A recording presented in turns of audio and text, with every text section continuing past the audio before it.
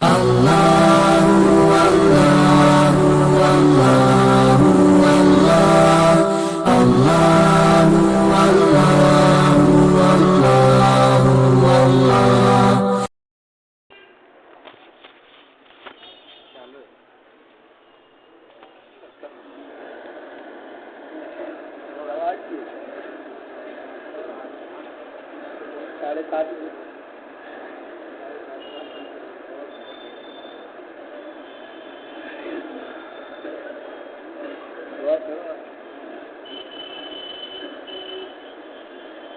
اللہ الرحمن الرحیم نحمد و نصلی علی رسول الکریم اما بعد اعوذ باللہ من الشیطان الرجیم بسم اللہ الرحمن الرحیم ان الذين قالوا ربنا الله ثم استقاموا تتنزل عليهم الملائکہ الا تخافوا ولا تحزنوا وابشروا بالجنة التي كنتم توعدون نحن اولیاؤکم فی الحیات الدنیا وفی الآخرہ ولکم فیہا ما تشتہی انفسکم ولکم فیہا ما تدعون نزلا من غفور الرحیم ومن احسن قولا ممن دعا الی اللہ وعمل صالحا وقال اننی من المسلمین.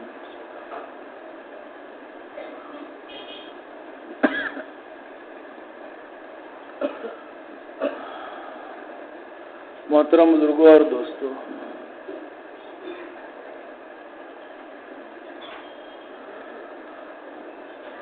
اللہ رب العزت نے دنیا میں ہم سب کو اپنی آخرت کے بنانے کے لیے بھیجا ہے، اور ساری دنیا میں لوگ دنیا سے دنیا بنانے کی محنت کر رہے ہیں.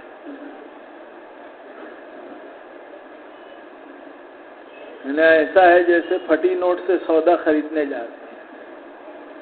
جب خریدنے جائیں گے تب پتہ چلے گا کہ نوٹ تو سب خراب ہے. دنیا سے دنیا بنانے کی محنت نہیں ہے، دنیا سے آخرت کے بنانے کی محنت ہے. دنیا تو گزرگاہ ہے، مسافر خانہ ہے، تو گزر جائے گی. آخرت باقی رہنے والی جگہ ہے. تو آخرت بن جائے ہم سب کی، اور آخرت بنے گی دین سے. دنیا سے آخرت نہیں بنے گی، بلکہ آخرت بن جائے گی تو اللہ دنیا بنا دے گی، کیونکہ دنیا آخرت کا سایہ ہے. جیسی دنیا آخرت ہوگی اسی اعتبار سے اللہ دنیا بناتے چلے جائے. دنیا کے بنانے کی صرف محنت کی ہے تو مقدر کی ہے، بننا اگر طے ہے تو بن جائے گی، لیکن آخرت ہاتھ سے چلی جائے.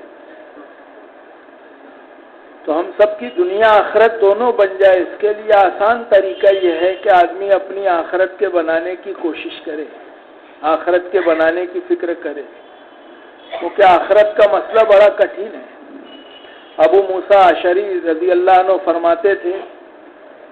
حالانکہ صحابی رسول ہیں، لیکن فرماتے تھے کہ بس برابر سرابر کا معاملہ بھی ہو جائے تو چل جائے گا، نہ انعام ملے نہ سزا ملے، بس بیڑا پار ہو جائے کسی صورت سے، نہ انعام نہ سزا. تو اپنی آخرت بن جائے جو ہمیشہ کی ہے، اور اسی دنیا کی زندگی پر اس کا دار و مدار ہے. ایسا نہیں ہے کہ آخرت کے بنانے کے لیے 50 کے بعد 60 کے بعد کوشش کریں گے یا دوسری کوئی زندگی ملے گی، بلکہ اسی دنیا کی زندگی میں ہر آدمی اپنی آخرت کی تیاری کی فکر کرے کہ یہ چھوٹنے والی جگہ ہے، فانی ہے، اور یہ اصل نہیں ہے، اصل آخرت ہے. وہاں جانا ہے ہم سب کو، اور بڑی بڑی گھاٹیوں سے گزر کر جانا ہے، اور اللہ کے سامنے پوری زندگی کا، جوانی کا، مال کا، علم کا سب حساب دینا ہے. اس کے بغیر قدم نہیں ہٹیں گے، ہل نہیں سکے گا آدمی. تو یہ دنیا کی زندگی قیمتی بن جائے آخرت کے اعتبار سے بھی. اس کے لیے اللہ پاک نے اپنا مبارک دین دیا ہے کہ دین زندگی میں آ جائے گا تو اس کی بنیاد پر دنیا آخرت سب بن جائے گی. دنیا تعاون کے مدد کے لیے، کھیتی میں کھاد ڈالتے ہیں تو وہ اصل نہیں ہوتی ہے، مدد کے لیے، روزے میں سحری کرتے ہیں تو روزے کے لیے، روزے میں تعاون مل جائے، اس کی مدد مل جائے تو روزہ آسان ہو جائے، مسنون ہے۔ ایسی تعاون لے لے، اپنی آخرت کے لیے مقصد پر نگاہ ہو، اصل پر نگاہ ہو، ایسا نہیں کہ صرف سحری پر نگاہ ہوتی ہے، باقی دن میں جیسے چاہے ویسے نہیں، بلکہ روزے کے لیے سحری کھا رہے ہیں۔ اور کھیت میں کھاد تو فصل کے لیے ہے، کھاد مقصد نہیں ہے، سحری مقصد نہیں ہے، ایسے دنیا مقصد نہیں ہے، یہ دنیا کے سارے اسباب سے مدد لے کے اپنی آخرت بنانا ہے۔ کہ ضرورتیں لگائی اللہ پاک نے تو ان ضرورتوں کو پورا انہی اسباب اور شکلوں سے کرے، لیکن یہ اصل نہیں ہے۔ جو اس میں الجھ جائے گا وہ اسباب کے بنانے والے تک نہیں پہنچ پائے گا، اور جو اس پر نگاہ نہ کرے، اسباب کے پردے کے پیچھے اللہ کی قدرت ہے، اللہ ہے، اسباب کا پردہ اللہ تک پہنچنے نہیں دیتا، اس لیے یہ اصل نہیں ہے، یہ تو دھوکہ ہے۔ اصل آخرت ہے، اصل اللہ کا راضی ہونا ہے، اللہ کا خوش ہونا ہے، اللہ پاک خوش ہو جائے، اللہ راضی ہو جائے۔ اس لیے ہم سب کو اس کی محنت کرنی ہے کہ ہم سب کہیں اس سے غافل نہ ہو جائے۔ غفلت، دنیا غفلت کی جگہ ہے، غفلت آئی جاتی ہے، دل متاثر ہو جاتے ہیں، دلوں میں اسباب کا، حالات کا، چیزوں کا، مال کا تاثر آ جاتا ہے۔ تو اس غفلت سے اپنے آپ کو بچانا ہے کہ اگر دل غافل ہو گئے، دو بنیاد ہے برباد ہونے کی، ایک جہالت ہے، دوسرے غفلت ہے۔ غفلت اور جہالت یہ بربادی کے اسباب ہیں، بربادی کی بنیادیں ہیں کہ آدمی کسی موقع پہ کسی مقام پر اللہ سے غافل نہ ہو جائے، دین سے غافل نہ ہو جائے، بلکہ ہم تو ہر وقت اس بات کی فکر ہو کہ اللہ کا دھیان ہے۔ یہ اس وقت ہوگا جب دل روشن ہو، دل کی روشنی حق اور باطل کا فرق بتائے، جیسے آنکھ کی روشنی گندگی کا، خوشبو کا، بدبو اور اچھی چیزوں کو تمیز بتاتی ہے، دیکھتی ہے، ایسے دل کی روشنی حق اور باطل کا فرق سمجھا دے گی کہ اندر کا دل روشن ہو جائے۔ اور دل کی روشنی محترم بزرگوں اور دوستوں ایمان سے ملے گی، یقین کی بنیاد پر، کہ ہم سب کا یقین صحیح ہو۔ تو اپنی پوری زندگی اللہ پاک نے جو دی ہے ہم سب کو، یہ زندگی اسی لیے بہت قیمتی ہے کہ ایک مرتبہ ملی ہے، دوبارہ موقع کسی کو نہیں ملے گا۔ ایک چانس ہے، گولڈن چانس ہے، جب تک سانس ہے وہاں تک چانس ہے، سانس ختم تو موقع ختم، بجلی چلی گئی تو اندھیرا ہی اندھیرا ہوگا، رسی کھینچ لی کھینچنے والے نے تو کوئی موقع ہاتھ میں نہیں رہے گا، سارا معاملہ ختم ہو جائے گا۔ اس لیے اس سے پہلے موقع ہے کہ ہم سب اپنے اللہ کو راضی کرنے کی محنت کریں۔ اس نے تو ہم کو سب کچھ دیا ہے، راضی کرنے کے لیے، خوش کرنے کے لیے نعمتیں آدمی غور کرے، اندازہ نہیں لگا سکتا کہ کتنی بڑی بڑی نعمتیں اللہ پاک نے دی ہے، کتنے بڑے بڑے احسانات ہیں اس کے، ایک ایک احسان دنیا اس کا بدل نہیں دے سکتی، ایسے احسانات ہے۔ جسم کے اعضاء پہ غور کرے آدمی، آنکھ ہے، کان ہے، زبان ہے، دماغ ہے، یہ چیزیں جن کے پاس نہیں ہیں ان سے پوچھے کہ کتنی قیمتی ہے آنکھ، کان کتنے قیمتی ہیں، زبان کتنے قیمتی ہیں، بولنا جانتے ہیں، سننا جانتے ہیں، دیکھتے ہیں، آنکھ ہے، دماغ ہے، سوچنے سمجھنے کی صلاحیت ہے، یہ ساری نعمتیں اس کی دی ہوئی ہے۔ پھر ایمان دیا اللہ پاک نے اور حضرت رسول پاک صلی اللہ علیہ وسلم کی امت میں پیدا فرمایا۔ یہ ایسے انعامات ہیں محترم بزرگوں اور دوستوں۔ آدمی غور کرے کہ ہم نے کیا کیا، اس نے تو سب کیا، پیدا اسی نے کیا، پرورش اسی نے کی ہے، بڑا اسی نے کیا ہے، سوجھ بوجھ اس نے دی ہے، ہاتھ پیر میں طاقت، قوت، صلاحیت سب اس کی دی ہوئی ہے، اور آج بھی سارے نظام کو چلا رہے ہیں، سارا نظام وہ چلاتے ہیں، سب وہ کرتے ہیں، سب اس نے دیا ہے، سب اللہ کی طرف سے ملا ہے۔ اس اللہ کی محترم بزرگوں اور دوستوں جس نے سب دیا ہے، اس اللہ کے لیے ہم نے کیا کیا ہے؟ تو غور کرے آدمی، اپنی زندگی کا جائزہ لے تو پتہ چلے گا کچھ بھی نہیں کیا، ہم تو صرف ڈیوٹی پوری کر رہے ہیں، کہ 5 وقت نماز فرض ہے اتنی پڑھ لیں گے، روزہ فرض ہے وہ کر لیں گے، حج فرض ہے تو اگر ہے استعداد تو حج کر لیں گے، صاحب نصاب ہے تو زکوٰۃ ادا کر دیں گے، باقی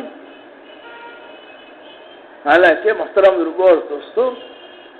جیسے اللہ پاک نے ساری نعمتیں دی ہے اور یہ نعمتیں جو ہے آدمی کے لیے خوشی کا مسرت کا سامان ہے. بچہ پیدا ہوتا ہے، ماں باپ دیکھتے ہیں صحیح سالم ہے، سب کچھ ہے، تو جو خوشی ان کو ہوتی ہے معذور بچے پہ وہ خوشی نہیں ہوتی. تو ہم نے اپنے اللہ کو کتنا خوش کیا، جس نے سب دیا اس کو ہم نے کیا کیا. جس اللہ نے محترم بزرگوں اور دوستوں ہم کو اتنی نعمتیں دی ہے، اس اللہ کی طرف سے بھی یعنی اس کا مطالبہ ہے، اس کا حق ہم پر بنتا ہے. دنیا تو حقوق کے ادا کرنے کی جگہ اللہ نے بنائی ہے. یہاں تو دنیا میں بچہ آتا ہے تو سارے حقوق قائم ہو جاتے ہیں، ماں باپ بہن بھائی نانا دادا سارے رشتے قائم ہو گئے اور سب کے حق قائم ہو گئے. تو دنیا حقوق کے ادا کرنے کی جگہ ہے، تو جہاں سب کا حق ہے وہاں اللہ رسول کا بھی حق ہے. کہ اللہ رسول کا کیا حق ہے کہ ہم اس کا کیا حق ادا کریں. کہ اللہ رسول کا حق یہ ہے کہ ہم اللہ کی ہر حال میں ماننے والے بن جائیں اور حضرت رسول پاک صلی اللہ علیہ وسلم کے طریقے ہماری زندگی میں آئیں. یہ اللہ رسول کا حق ہے اور اس میں نفع اور فائدہ ہمارا ہے. اللہ کا کوئی فائدہ نہیں ہے کہ ہم اللہ کے حق ادا کریں گے تو اللہ کی شان بڑھ جائے گی، اللہ کی عزت میں اضافہ ہوگا. نہیں، بلکہ وہ تو اپنے لیے ہماری بھلائی ہے، ہمارا فائدہ ہے. تو اس اللہ کے لیے محترم بزرگوں اور دوستوں، اور سب دینے کے باوجود بھی ہم نافرمانی کرتے ہیں، غلطی کرتے ہیں، کوئی بھول ہو جاتی ہے، لغزش ہو جاتی ہے، چوک ہو جاتی ہے. سب جانتا ہے، سب علم میں ہے، کوئی چیز چھپی نہیں ہے، سب جانتا ہے. وہ دو آدمی بات کرے تو تیسرے اللہ ہوتے ہیں، سنتے ہیں، سب چیزوں کا علم ہے. ساری ہماری گندگیوں کو جانتے ہیں، سارے گناہ کو، آنکھوں کی چھپی چوریوں کو جانتے ہیں، دلوں میں آنے والے اچھے برے خیالات کو جانتے ہیں. کیا سوچ رہا ہے بیٹھ، خبر ہے اس کو. عمیر ابن وہاب اور صفوان ابن امیہ مشرکین کے بڑے سردار ہیں. بدر کے بعد حتیم کے اندر حرم میں بیٹھ کے بات کر رہے آپس میں. صفوان کہنے لگا کہ جب سے بدر میں سردار مارے گئے زندگی میں مزہ ہی نہیں رہا. عمیر کہنے لگا کہ میرے بیوی بچے نہیں ہوتے اور مجھ پر قرض نہیں ہوتا تو میں محمد کی گردن مار کے عرب کی آنکھوں کو ٹھنڈا کر دیتا. تو صفوان تو مالدار تھا، اس نے عمیر سے کہا کہ تیرے بیوی بچے میرے ذمے، تیرا قرض بھی میرے ذمے، تو یہ کام کر دے. زمانے جاہلیت میں بھی یہ ہوتا تھا کہ راز راز ہوتا تھا، تیسرے کو نہیں خبر ہوتی. بہت ساری زمانے جاہلیت کی صفات اور ان کی جو عادتیں اور خصلتیں تھیں اس کا تذکرہ حدیث میں ہے. بلکہ ایک وقت آیا اللہ کے نبی کے پاس، سوالات کیے تو 10 بتائی انہوں نے کہ یہ ہم یعنی اسلام سے پہلے یہ خوبیاں تھیں ان کے اندر.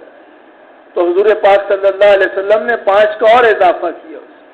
جو 10 تو ہے یہ 5 بھی بڑھا لے. تو راز راز ہوتا تھا. عمیر اٹھا، تلوار لی، زہر میں بجھائی اور مدینہ طیبہ کی طرف روانہ ہوا. تو وہاں صحابہ بھی بیٹھ کے آپس میں بدر کا تذکرہ کر رہے تھے کہ کیا مدد اللہ کی ہوئی تھی بدر میں، جو اللہ نے مدد اتاری تھی اس کا تذکرہ ہو رہا.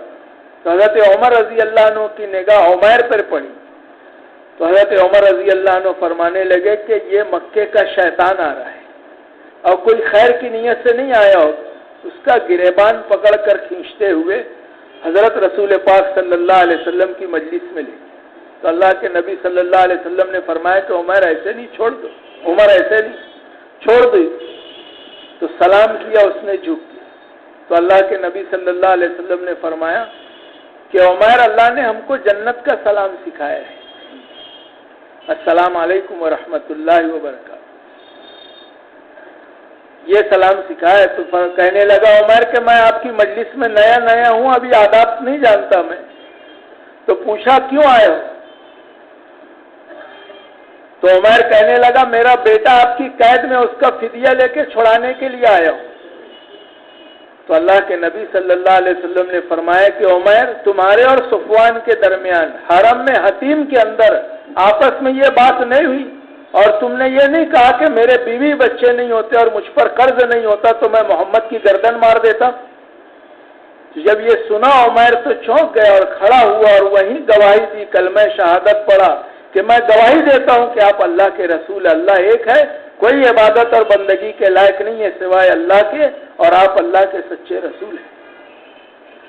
تو سب جانتے ہیں اللہ پاک، ساری چیزوں کا علم ہے۔ آدمی غور کرے تنہائی میں بیٹھ کے کہ واقعی کتنا مہربان رب ہے، وہ کتنا کریم اور رحیم ہے کہ سب جاننے کے باوجود موقع دیتے ہیں، ڈھیل دیتے ہیں۔ وضو دے دیا کہ وضو آدمی کرے تو ناخن کی جڑ سے گناہ نکل جائے، آنکھ سے نکل جائے، زبان سے نکل جائے، کان سے نکل جائے، جن جن اعضاء سے گناہ ہوئے وضو کا پانی اس حصے پہ لگے گا، وہ سارے گناہ اللہ پاک ختم کر دیتے ہیں، معاف کر دیتے ہیں۔ ایک صحابی اللہ کے نبی صلی اللہ علیہ وسلم کے سامنے پلاٹی مار رہے تھے گناہوں کے بوجھ کی وجہ سے، تو اللہ کے نبی صلی اللہ علیہ وسلم نے بلایا اور پوچھا، اور پھر بتایا کہ ایسے نہیں، 3 مرتبہ یہ کہو تم کہ اللہ تو مجھے بخش دے، میرے گناہ معاف کر دے، اور 3 مرتبہ اس نے کہا تو اللہ کے نبی صلی اللہ علیہ وسلم نے فرمایا کہ جب تیرا کام ہو گیا، معاف کر دیا اس نے، تو بہترین معاف کرنے والا ہے۔ جب ہم کو اس کا احساس ہوگا کہ کتنی نعمتیں اس نے دی ہے،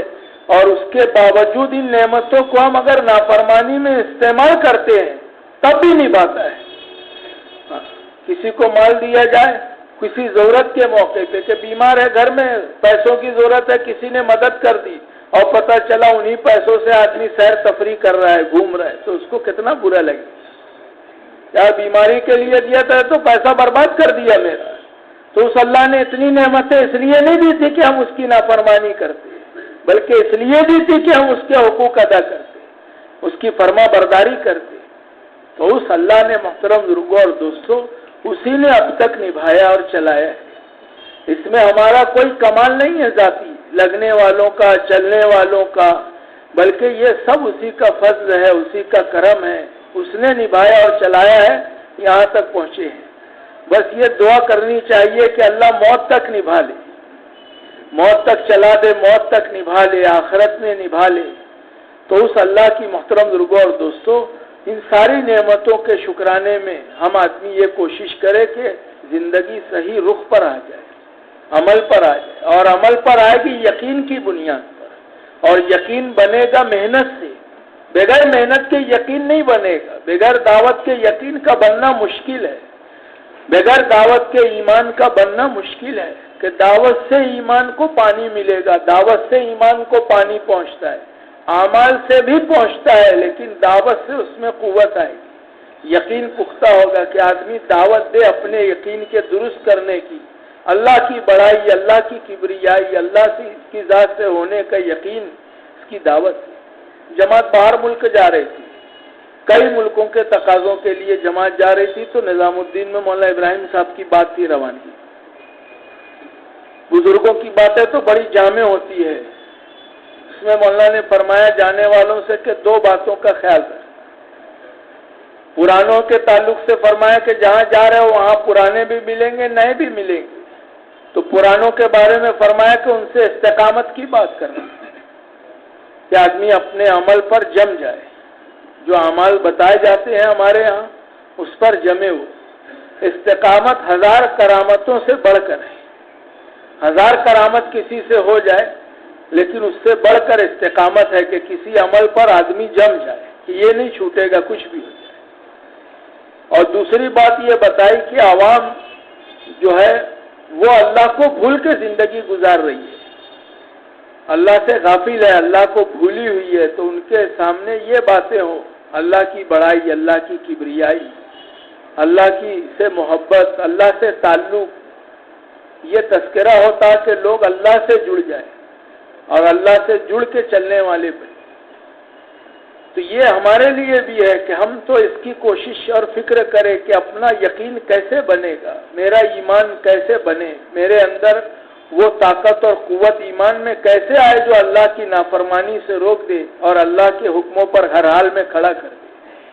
تو یہ دعوت سے بنے گا محترم بزرگوں اور دوستوں کہ آدمی انفرادی اجتماعی دعوت میں لگے۔ اجتماعی تو کسی نہ کسی درجے میں ہو جاتی ہے، لیکن انفرادی دعوت ہم سب کی بہت کمزور ہے۔ ہم اس میں یا تو مغلوب متاثر ہو جاتے ہیں ماحول سے،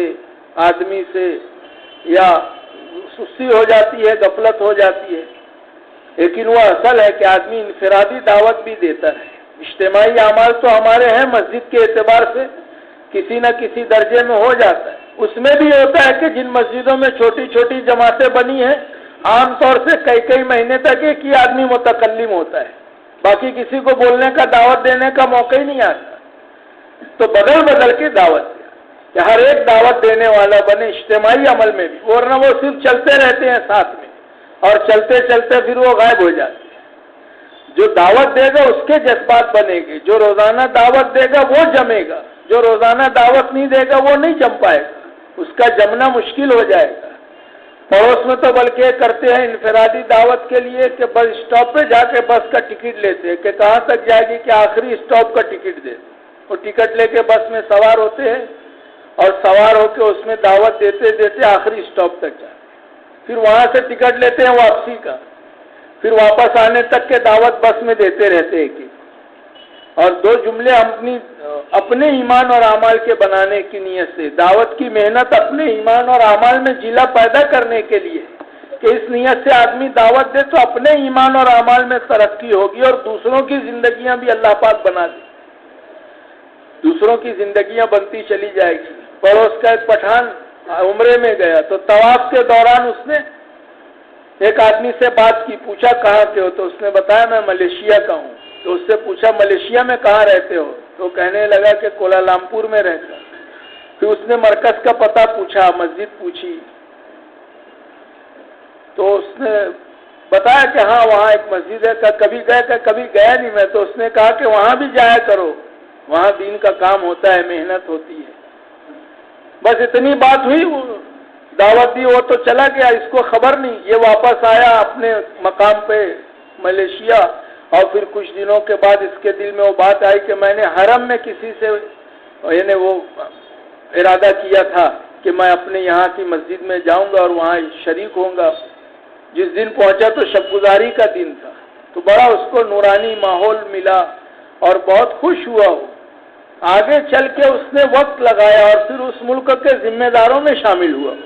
پورے ملک کے۔ تو وہ دو جملہ پٹھان نے کہا اس کو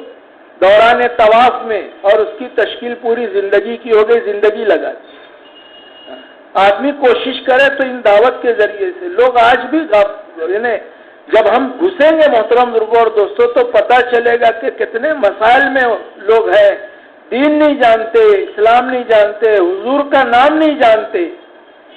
بلکہ حج کرنے چلے جاتے ہیں۔ تو یہ تاثر ہوتا ہے کہ مدینے میں تو حضور کی قبر اطہر ہے اور مکہ مکرمہ میں یہ بیت اللہ جو اللہ کی قبر ہے، اس حال میں چلے جاتے ہیں بیت اللہ، تو کچھ خبر ہی نہیں ہے، جانتے ہی نہیں کہ یہ کیا ہے۔ تو جب ہم گھسیں گے عوام میں تب پتہ چلے گا، اور گھسنے پہ معلوم پڑے گا، اور گھسنے پر پھر امت کا درد آئے گا کہ کیسے لوگ دنیا میں زندگی گزار رہے ہیں۔ اللہ نے ہم کو نسبت دے دی ہے، یہ امانت ہے، ذمہ داری ہے کہ ہم اس کے ذریعے سے عوام تک، لوگوں تک گھسیں، انفرادی طور پہ دیوانہ وار آدمی محنت کرے۔ اس کو ہوش نہیں رہتا، سیزن میں جیسے سیزن والے کو دکان والا ہو، ٹیلر ہو، کوئی بھی ہو، تو نہ کھانے کا ہوش ہے، نہ نیند کا ہوش ہے، کسی چیز کی خبر نہیں ہے، بس ایک دھن لگی ہوئی ہے۔ ہاں ایسے آدمی یہ تو سیزن اپنی زندگی پوری سیزن میں گزر رہی ہے کہ جتنی کوشش اور محنت کر لیں گے یہ اپنی بہت بڑی کمائی ہوتی چلی جائے گی۔ اجتماعات بھی اسی لیے ہوتے ہیں، جیسے اپنا عمومی اجتماع طے ہوا، مولانا یونس صاحب رحمۃ اللہ علیہ فرماتے تھے کہ علاقے میں عمومی اجتماع ہوا، وہاں رات میں دیکھا شام کے وقت میں عورتیں آ گئی بہت ساری، ذمہ داروں کو بھیجا کہ دیکھو معلوم کرو، ہمارے یہاں اجتماعات میں تو عورتوں کی دعوت نہیں ہوتی ہے۔ جا کے معلوم کیا تو وہ عورتیں کہنے لگی کہ وہ تو کوئی 20 کلومیٹر، 5 کلومیٹر، 10 کلومیٹر سے عورتیں شریک ہوئی تھی، ان کو پتہ چلا کہ یہاں اجتماع ہے۔ عورتیں کہنے لگی کہ ہم اپنی روٹی باندھ کے لائے ہیں 2 دن کی، تم ہمارے کھانے کی فکر مت کرو، ہم نے سنا ہے کہ یہاں اللہ رسول کی بات ہوگی، وہ سننے کے لیے آئے ہم۔ 25 سال ہو گئے ہمارے کانوں نے اللہ رسول کی بات ہی نہیں سنی ہے، 25 سال سے ہم نے سنا ہی نہیں ہے، 70 سال سے لوگوں نے نہیں سنی ہے بات۔ بمبئی کے اجتماع کے موقع پہ جب بلڈنگ وار جوڑ ہوتے تھے تو بیچ بمبئی شہر کے اندر ایک بلڈنگ میں جوڑا گیا اور وہاں بات کی گئی تو کہنے لگے اس بلڈنگ میں 35 سال سے رہتا ہوں، آج پہلی مرتبہ میں نے اللہ رسول کی بات سنی ہے، خبر ہی نہیں۔ تو ضرورت تو میری ہے محترم بزرگوں اور دوستوں کہ میں لوگوں سے کوئی ملے، مزدور ہو، عمال ہو، دعوت اتنی ہے، اس میں تاثیر ہے اور اتنا اثر ہے محترم بزرگوں اور دوستوں کہ ہم بھی اس کا اثر محسوس کریں گے، اپنے ایمان اور اعمال میں ترقی ہوگی اور دوسروں کے لیے بھی وہ ذریعہ بن جائے گی۔ چنا بیچنے والا دعوت دے رہا ہے، دعوت کیا دے رہا ہے؟ وہ عملی دعوت اس نے پیش کی ہے۔ حضرت جی رحمت اللہ علیہ کا اجتماع تھا بیلگام میں، تو وہاں پر دوسرے لوگوں نے پڑوس کے ملک سے ایک بڑے مولانا کو بلایا کہ یہ اجتماع کیسے بھی ناکامیاب ہو جائے۔ ہمارے ہاں تو اس کے مخالف میں جتنی کوشش ہوتی ہے اس میں اپنا نفع ہوتا ہے۔ بعض علاقوں میں لوگ کوشش کرتے ہیں کہ اجتماع میں لوگ شریک نہ ہوں، تو آدمی سوچتا ہے کہ منع کیوں کر رہے ہیں، چل کے دیکھنا چاہیے، تو اسی بہانے آ جاتے ہیں۔ تو پڑوس سے بلایا عالم کو اور بڑا ان لوگوں نے اجتماع رکھا اور اس میں ان کی بات رکھی۔ تو جب بات کرنے وہ کھڑے ہوئے جو بڑے عالم تھے، تو بات کرنے سے پہلے مجمع میں سے کچھ سوالات کیے، نماز کے فرائض پوچھے، وضو کے فرائض پوچھے، تو کچھ خبر نہیں۔ ابھی بھی نئے لوگ آپ لے جاؤ سہروزہ میں تو پتہ نہیں ہے کہ غسل کے فرائض کیا ہے۔ 40 سال کی زندگی ہو گئی ہے، 50 سال ہو گئی، کئی بچے ہیں لیکن غسل کے فرائض کا پتہ ہی نہیں ہے اور ویسی زندگی گزر رہی ہے۔ جمعہ بھی اسی ناپاکی میں، عید بھی ناپاکی میں، سب چل رہی۔ اس کا ذمہ دار کون ہے؟ تو مجمع سے سوال کیا تو کچھ پتہ ہی نہیں تھا۔ وہ عالم کہنے لگے کہ میں اپنے ملک میں ٹہلنے کے لیے گیا، گھومنے پھرنے کی جو جگہ ہوتی ہے میلہ جیسا، وہاں گیا میں شام کے وقت، تو ایک بڑے میاں چنا بیچ رہے تھے، انہوں نے مجھ کو سلام کیا، بلایا کہ مولوی صاحب آ جاؤ چنا کھا لو، تو حلیے سے دکھ رہے تھے، تو بٹھایا مجھ کو اور چنا دیا گرم گرم اور کہنے لگا مولوی صاحب آپ چنا کھاتے رہے جب تک میں حتیات سناتا ہوں، آپ میری حتیات سن لے۔ کہا اس نے چنے بیچنے والے نے حتیات سنائی مجھ کو، تو میں نے حتیات سنی اور دیکھا عمر تو 80 سال کے قریب اس کی عمر تھی، تو میں نے پوچھا کہ اس عمر میں تم حتیات یاد کر رہے ہو؟ تو چنا بیچنے والا کہنے لگا ہاں میں جماعت میں گیا تھا تو مجھ کو پتہ چلا کہ یہ سب تو میں جانتا ہی نہیں ہوں، اس وقت سے میں اپنی نماز سیکھ رہا ہوں۔ تو یہاں وہ بیان میں کہنے لگے کہ جس محنت سے 80 سال کے بوڑھے کے اندر دین پہ چلنے کا شوق پیدا ہوتا ہے اور آخرت کے بنانے کی فکر ہوتی ہے، اس محنت کے خلاف تم مجھ سے بلوا کو، میں اپنی آخرت برباد کرنا نہیں چاہتا۔ عملی دعوت محترم بزرگوں اور دوستوں، قولی، عملی، انفرادی، یہ اثر رکھتی ہے، تاثیر ہے۔ پورا محلہ خالی ہوتا ہے، پتہ ہی نہیں ہے، مانوس گھروں پہ پھیرا لگائے واپس آ گئے۔ یہ موقع ہے کہ ہم تو اس کی کوشش کریں کہ ایک ایک فرد ہم سے جو ٹکرائے وہ بغیر دعوت کے نہ جائے، کچھ نہ کچھ تو اس کو دے دیں، ہم کچھ نہ کچھ اس کو سلام کر لے، خیریت پوچھ لے، احوال پوچھ لے، کاروبار پوچھ لے، گھر کے احوال پوچھ لے۔ خبر نہیں ہوتی گھر میں کیا ہے، جب چلیں گے تو پتہ چلے گا۔ ایک گھر میں فاقہ ہی فاقہ ہو رہا تھا تو کسی نے تعاون کر دیا، تو بڑے خوش ہوئے گھر والے اور اس سے کہا کہ ہمارے یہاں کچھ آئے گا تو آپ کی دعوت کریں گے۔ تو ایک دن وہ دیکھے کہ ان کے گھر میں بھی کچھ پک رہا ہے، گوشت کی خوشبو آ رہی، لیکن دعوت آئی نہیں۔ جا کے دوسرے دن پوچھا کہ کل تو شاید گوشت پکا آپ کے یہاں لیکن میری دعوت رہ گئی۔ تو کہنے لگے کہ بھوک کا یہ حال تھا کہ برداشت نہیں تو ہم مردار کبوتر لا کے پکا رہے تھے، اس لیے آپ کو دعوت نہیں دی تھی، مردہ کبوتر لا کے پکا رہے تھے۔ تو یہ محترم جب گھسیں گے امت میں اور چلیں گے تو اندازہ ہوگا. اسی لیے اپنے بڑے علماء کہتے ہیں کہ یہ وہ محنت ہے جس میں صحیح جذبے اور نیت سے چلنے والے کے اندر اللہ امت کا غم پیدا کر دیتے ہیں. فکر آ جاتی ہے، امت کا غم اسی راستے سے آئے گا. تو اس کے لیے ہم اپنے ایمان کے بنانے کی نیت سے کہ ہمارا تو بہت کمزور ایمان ہے، کوشش کرتے رہیں گے تو انشاءاللہ امید ہے اللہ کی ذات سے کہ صحیح جذبے کے ساتھ، صحیح رخ کے ساتھ اگر محنت کی جائے گی تو اللہ پاک ہمارے ایمان میں ترقی دے دے، ہمارا ایمان بھی بن جائے گا. اللہ کے وعدوں کا یقین دلوں کے اندر آ جائے، وہ چلائے گا کہ سب سے بڑے اللہ ہیں، ساری کائنات میں اس کا قبضہ ہے، اس کا کنٹرول ہے، اس کا اختیار ہے. اس کی مرضی کے بغیر کچھ نہیں ہوتا دنیا میں. جو کچھ ہوتا ہے اس کے ارادے اور اس کی مرضی سے ہوتا ہے. اس کی مرضی اور ارادے کے بغیر کچھ نہیں ہو سکتا. جتنے بناؤ بگاڑ ہوتے ہیں، جتنا نفع نقصان دنیا میں ہوتا ہے اور جتنے اتار چڑھاؤ ہم دیکھتے ہیں، سب اس کی مرضی سے ہوتے ہیں، کسی اور کے کرنے سے نہیں ہوتے. ایک علاقے میں اجتماع تھا تو وہاں اجتماع نہیں ہو سکا، اجتماع منتقل ہوا تو ان لوگوں نے خط لکھا نظام الدین کہ اصل میں یہاں ان کی حکومت ہے، اس لیے ہم کو دشواری ہے. تو مولانا فرمانے لگے جب خط میرے پاس آیا تو میں نے انا للہ پڑھی کہ اب محنت کرنے والوں کی نگاہ بھی دوسروں پر چلی گئی ہے. کام اللہ کا کرتے ہیں اور تعاون اور مدد حکومت سے چاہتے ہیں کہ اللہ کا کام کر رہے ہیں تو مدد کس سے چاہیں گے؟ کہ اللہ سے چاہیں گے کہ اللہ کا کام ہے، اللہ مدد کریں گے، اللہ تعاون کریں گے. اللہ کی طرف، اللہ کے ذمے ہے مدد کرنا. آدمی اللہ کے راستے میں، اللہ کے کام میں لگ جائے، اللہ اس کے کام کے لیے فرشتوں کو لگا دیتے کہ فرشتے اس کا کام کریں گے، یہ اللہ کی طرف سے. تو اس اللہ کی محترم بزرگوں اور دوستوں بڑائی اور کبریائی لوگوں کو ہم سمجھائیں اپنی نیت سے کہ اللہ کتنے بڑے ہیں اور کتنے مہربان ہیں، کتنے کریم ہیں، کتنی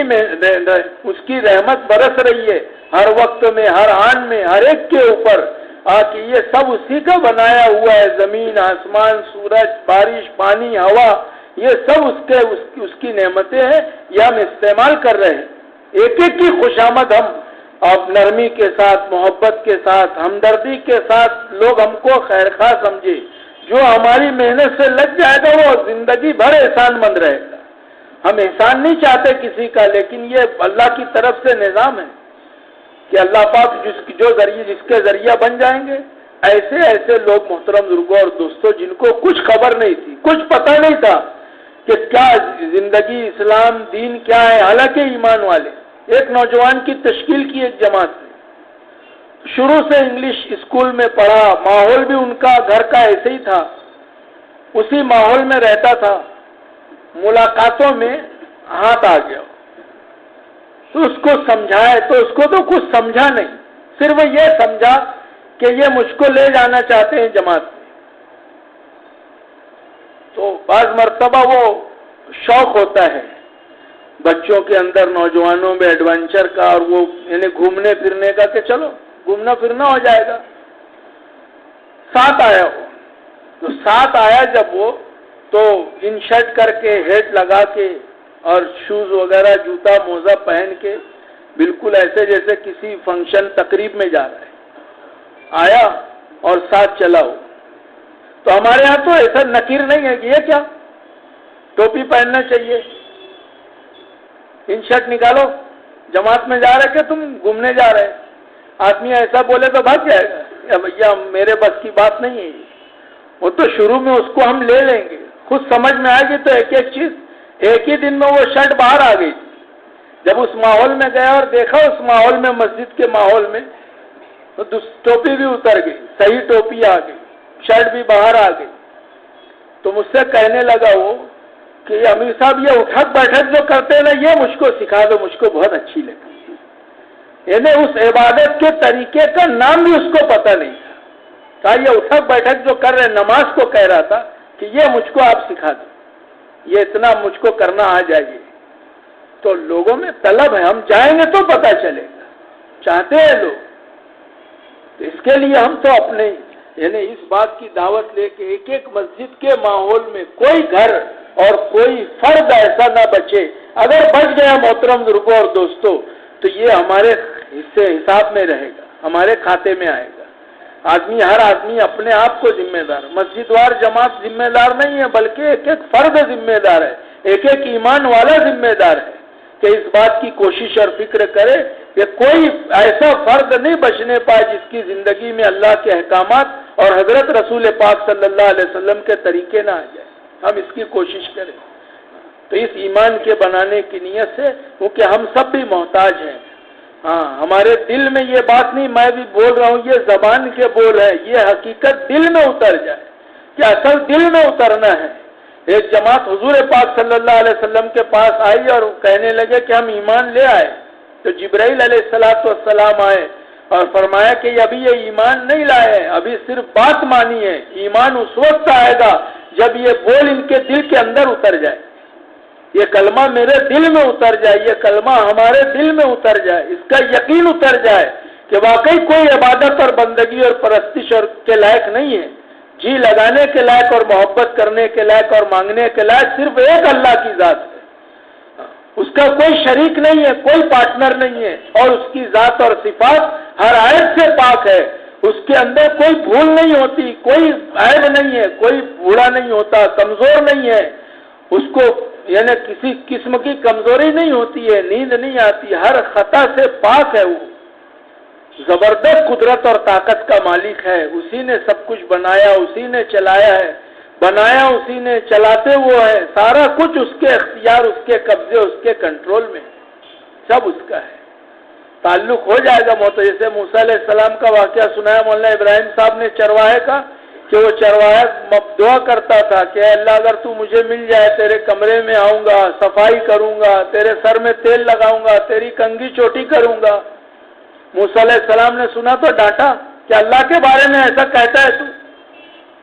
اللہ کا یہ سب چیزوں کی کیا ضرورت ہے؟ اب وہ بیچارہ دیہاتی چرواہا جتنا جانتا تھا وہ کہہ رہا تھا، جب ڈانٹا تو وہ خاموش ہو گیا۔ تو اللہ پاک کی طرف سے وہی آئے کہ موسیٰ تم نے میرے ایک ساتھی کو توڑ دیا، میرے اس کا دل توڑ دیا چرواہے کا، وہ تو جس انداز میں کہتا تھا وہی مجھ کو پسند تھا، ایسی مجھ کو پسند تھا کہ ہم بھی اللہ کو اس کے لیے دعوت کے ساتھ کچھ وقت میرا تنہائی کا بھی نکلے کہ تنہائی میں بیٹھ کے میں اللہ کو یاد کروں کہ اللہ کتنے مہربان ہیں، کتنے رحیم ہیں۔ دعوت بھی ہو، یعنی دن بھر تھکا دینے والی محنت ہو جائے، تھک کے چور ہو جائے آدمی، جیسے حضرت رسول پاک صلی اللہ علیہ وسلم تھک کے چور ہو جاتے۔ مولانا الیاس صاحب رحمۃ اللہ علیہ علماء کی ایک جماعت لے کر چلے میوات میں، پیدل چلتے رہے کچھ پہاڑ پہ، تو علماء تھک گئے کہ ہم زندگی میں اتنا نہیں تھکے جتنا آج تھکے۔ مولانا الیاس صاحب رحمۃ اللہ علیہ فرمانے لگے کہ جتنا ہم تھکے اتنا روزانہ حضور پاک صلی اللہ علیہ وسلم روز تھکتے تھے، روز تھکتے تھے، آپ دیوانہ وار پھرتے تھے کہ یہ بات مان لے، یہ بات مان لے۔ لوگ پاگل کہہ دیتے تھے، مجنوں کہہ دیتے تھے، دیوانہ کہتے تھے، مٹی ڈالتے تھے، کچرا ڈالتے تھے۔ آج کے استقبال ہے، وہ مخالفت بھی نہیں ہے، لوگ کچھ نہ کچھ بات آخری درجے میں سن لیتے ہیں کہ اچھا کیا بولنا ہے بول، کوئی حقالتا نہیں ہے، کوئی غلط رویہ نہیں اختیار کرتا ہے۔ تو ہم تو اتنی موقع اللہ پاک نے دیا ہے، یعنی یہ بہترین موقع ہے کہ اس موقع پر ہم فائدہ اٹھا لیں تو اپنے لیے بھی سعادت کی بات ہوگی، اپنا یقین بھی بنے گا اور امت کے یقین بھی صحیح ہوگا، اور لوگ جو ہے اپنے اللہ سے، اپنے خالق اور مالک سے جڑ جائیں گے، اللہ سے تعلق پیدا ہو جائے گا۔ اللہ سے تعلق پیدا ہو جائے گا تو وہ زیادہ قریب نہیں ہوں گے، جوڑنے والا زیادہ قریب ہو جائے گا۔ دو اینٹ کو ملانے میں بیچ میں گارا ہوتا ہے تو گارا ایک اینٹ سے زیادہ قریب ہوتا ہے، دوسری اینٹ دور ہوتی ہے۔ ایسے جو مخلوق کو خالق سے جوڑ دے گا تو جوڑنے والا اللہ سے زیادہ قریب ہوتا چلا جائے گا۔ دعوت تو اللہ سے قرب کا سب سے بڑا ذریعہ ہے، اللہ سے قرب کا ذریعہ دعوت ہے کہ دعوت کے ذریعے سے اللہ کا قرب پیدا ہوگا، اللہ کا تعلق ملے گا۔ ہاں، اس لیے ہم اس کی کوشش اور محنت کریں گے بھائی صاحب، ہاں ہم نیت کریں اس کی کہ واقعی یہ موقع اللہ نے دیا ہے، اس موقع سے فائدہ اٹھا کے اپنے ایمان اور یقین کے اور اپنے اعمال کے درست کرنے کی نیت سے آدمی لوگوں کی خوشامد کرے، ایک ایک کے پاس جائے، سمجھائے ان کو اور اپنے اللہ کی طرف بلائے کہ یہ موقع اللہ پاک نے دیا ہے، اس موقع سے ہم فائدہ اٹھا لیں اپنا ایمان بنے گا، یہ اللہ کے حکموں پہ ہم کو کھڑا کر دے گا، ہر حال میں اللہ کی نافرمانی سے روک دے گا۔ ایمان یہ تو علامت ہے کہ خوشی اور غم ہو، تاکہ یہ کہ ایمان کی علامت ہے۔ خوشی نہ ہو نیکی سے، گناہ سے غم نہ ہو، رنج نہ ہو، تو سمجھ لو کہ پھر ایمان کی تو کوئی علامت باقی نہیں رہے گی۔ ایمان کی علامت یہ ہے کہ گناہ سے رنج ہو، نفرت جب تک گناہ کی نہیں ہوگی گناہ سے بچنا مشکل ہو جائے، نفرت ہو جائے گندگی سے۔ جیسے آدمی گندگی سے نفرت کرتا ہے تو اس سے بچ کے چلتا ہے، گٹر کے باہر گندگی پڑی ہے تو اس کی نفرت اس کے اندر ہے تو اس سے دور سے جائے کہ چھینٹا بھی نہ آ جائے۔ ایسی گناہ کی نفرت ہوگی تو اس کے قریب نہیں جائے گا، دور سے جائے گا۔ اور بغیر دعوت کی نیت سے اگر گناہ کے ماحول میں آدمی چلا جائے گا تو اس کا گناہ سے بچنا مشکل ہو جائے، گناہ سے بچنا مشکل ہو جائے۔ تو اس لیے اپنے اندر میں گناہ کی نفرت آئے گی اور نیکی پہ خوشی ملے گی، گناہ پر رنج ہوگا جیسے جیسے ایمان ترقی کرتا چلا جائے گا۔ اور ایمان ترقی کرے گا اس محنت اور کوشش کے ساتھ اور دعاؤں کے اہتمام کے ساتھ کہ اللہ سے مانگا جائے ایسا ایمان جو دلوں میں رچ بس جائے، اندر میں اتر جائے، یہ طاقت اور قوت اندر میں آ جائے، اس کی بڑائی کبریائی اللہ کی ذات سے ہونے کا یقین اندر میں آئے۔ اس کی دعاؤں کا اہتمام بھی کیا جائے، اللہ سے مانگا جائے، اللہ کی بڑائی کو، اللہ کی کبریائی کو، اللہ کی ذات سے ہونے کے یقین کو۔ ہم سب اس کے محتاج ہیں۔ بلکہ میاں جی تو فرماتے تھے کہ جیسے ایک فقیر مفلس عیالدار ہے، بہت سارے بچے ہیں، سارے رات میں بھوکے سو گئے، باپ دیکھ رہا ہے کہ بھوک سے بلبلاتے بلبلاتے روتے روتے بچے سو گئے، صبح جا کے کتنی عاجزی کے ساتھ اپنے بچوں کے لیے لوگوں سے کھانا مانگے گا۔ اس سے زیادہ محتاج بن کر آدمی اپنے ایمان کے اللہ سے مانگنے کا محتاج ہے، اس سے زیادہ محتاج ہم ہیں کہ ہم اللہ سے اپنے ایمان کی حقیقت کو مانگیں کہ وہ اللہ نے اتنی مہربانی کی ہے اور اتنا انہیں رحم کیا ہے۔ یعنی اللہ کا معاملہ تو محترم بزرگوں اور دوستوں ایسا ہے کہ ہم سوچ ہی نہیں سکتے، یعنی ہماری سوچ ختم ہو جائے، اتنا نبھاتے ہو۔ سالبہ ابن عبد الرحمن انصاری کو حضور پاک صلی اللہ علیہ وسلم نے کسی ضرورت سے مدینہ طیبہ بھیج دیا۔ مدینہ طیبہ کے اندر کسی مکان پر جا رہے تھے تو ایک مکان کے اندر نظر پڑ گئی ایک عورت کے اوپر جو شاید برہنہ تھی۔ اب وہ نظر پڑی اور ان کے اوپر جیسے خوف طاری ہو گیا، اور اتنا خوف طاری ہوا کہ وہ کام ضرورت تو چھوڑ دیے اور اس خوف کی وجہ سے، گناہ کے بوجھ کی وجہ سے مدینہ طیبہ کے باہر نکل گئے کہ یہ غلط نگاہ پڑ گئی۔ اگر اللہ کے رسول کو خبر ہو گئی تو اللہ پاک ناراض ہو گئے تو، یا اللہ نے خبر دے دی تو میرا کیا ہوگا؟ ایسا اثر تھا طبیعت پر۔ مدینہ طیبہ کے باہر چلے گئے، کافی دن گزر گئے، توبہ کرتے رہے، مانگتے رہے اللہ سے۔ تو پھر اللہ کی طرف سے جبرائیل علیہ السلام آئے اور خبر دی اس واقعے کی اللہ کے نبی کو کہ سالبہ ابن عبد الرحمن انصاری کہاں ہے۔ پھر بتایا کہ یہ بات پیش آ گئی تھی اور وہ اس خوف سے اور گناہ کے بوجھ کی وجہ سے مدینہ طیبہ کے باہر پہاڑیوں میں چلے گئے۔ تو اللہ کے نبی صلی اللہ علیہ وسلم نے حضرت عمر رضی اللہ عنہ اور حضرت سلمان فارسی رضی اللہ عنہ کو بھیجا لانے کے لیے۔ دونوں گئے ان وادیوں میں جو پتہ بتایا تھا، وہاں پہنچے تو کوئی نہیں تھا، وہاں ایک چرواہا ملا۔ کہ تم ایسے آدمی کو جانتے ہو جو اپنے اللہ سے بھاگا ہوا ہے؟ سالبہ ابن عبد الرحمن کا نام لے کے پوچھا تو چرواہے نے کہا میں تو نہیں جانتا، لیکن ایک آدمی کو جانتا ہوں جو آدھی رات کے بعد یا شام کے وقت میں رات میں نکلتا ہے ان وادیوں سے اور اپنے سر پر مٹی ڈالتے رہتا اور یہ کہتا ہے کہ اللہ تو نے معاف نہیں کیا تو میرا کیا ہوگا، میں تو ہلاک ہو جاؤں گا۔ ایسا آدمی ایک میں جانتا ہوں۔ یہ سمجھئے کہ وہ سالبہ ابن عبد الرحمن انصاری ہوں گے۔ انتظار کیا، رات ہوئی تو وہ باہر آئے اور باہر آنے کے بعد اپنے اوپر مٹی ڈال کے اللہ سے دعا کر رہے کہ اللہ تو میرے اس گناہ کو معاف فرما دے۔ جب حضرت عمر رضی اللہ عنہ نے آواز دی تو پہچان گئے، تو کپ کپی آ گئی، ڈر گئے کہ کیا بات ہے۔ کہ اللہ کے نبی نے بلایا ہے تو رونے لگے، کہا کہ میں تو نہیں جا سکتا۔ آمادہ کیا تو ایک شرط لگائی کہ اس شرط پر میں چلوں گا کہ نماز تیار ہو اور نماز کی حالت میں جا کے پیچھے سے میری سامنا کرنے کی ہمت نہیں۔ اس شرط پر لے کر آئے، نماز میں شامل ہوئے اور جیسے ہی حضور پاک صلی اللہ علیہ وسلم کی تکبیر کی آواز کان میں یا قرأت کی پڑی، بے ہوش ہو کے گر گئے۔ نماز کے بعد اللہ کے نبی ان کے پاس آئے، ان کا سر اپنے زانوں پہ رکھا، چھینٹے مارے پانی کے، ہوش آیا، تسلی دی، اللہ کی طرف سے بتایا کہ تمہاری توبہ اللہ نے قبول کر لی ہے، اللہ نے معاف کر دیا ہے۔ لیکن اتنا بوجھ تھا محترم بزرگوں اور دوستوں کہ اسی بوجھ میں، غم میں حضرت ثعلبہ ابن عبد الرحمن انصاری کا انتقال ہے۔ ایسے محترم بزرگوں اور دوستوں، اللہ پاک اتنے مہربان ہیں، نبھانے والے ہیں، کہ اس اللہ کی بڑائی اور کبریائی کو ہم لوگ پریشان جو اسی لیے کہ اللہ سے تعلق کمزور ہے۔ پوری دنیا، پوری امت، پوری انسانیت اس لیے پریشان ہے، اور جتنی الجھنیں ہیں، جتنی پریشانیاں ہیں، کہ اس کی وجہ یہ ہے کہ اللہ سے تعلق صحیح نہیں ہے۔ کیونکہ جس دن اللہ سے تعلق صحیح ہو جائے گا، اللہ مخلوق سے معاملہ صحیح کر دے، اور اللہ سے تعلق صحیح نہیں ہوگا تو مخلوق سے معاملہ صحیح نہیں ہوگا۔ آدمی کتنی عبادت کرتا رہے، اپنی عبادت پر مطمئن نہ ہو، سارے ضابطے بتائے گئے